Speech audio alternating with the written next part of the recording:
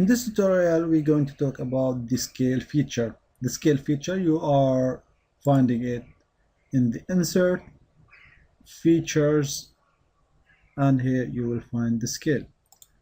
And the scale, for example, let's say you have this box and you want to create another box, plastic box, for another customer to be 2 times bigger or 2 times smaller. So creating this box from scratch will require some time.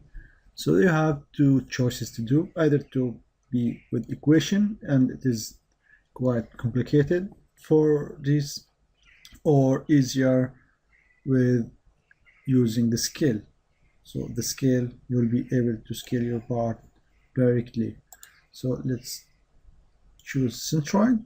The centroid is going to rescale it on its, keeping it as a center, and you have uniform scaling.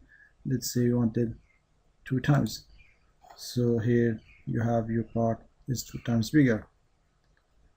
Let's make it, rescale it again, feature, scale, and you have the second option. You are going to scale it around the origin, so it will not see a lot of difference because this part is quite placed near the origin. Let's make it quarter the size. So here you have rescaled part. So if you want to redo that shape, so it's better to use the scale. That will save you a lot of time. And now let's insert a coordinate system as we learned in tutorial number 50, and let's insert it in that part.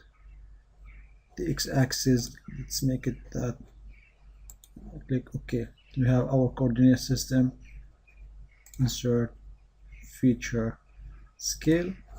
Now we're going to scale about the coordinate system, so let's make it 2 times bigger, so you have your coordinate system as a reference for your scaling.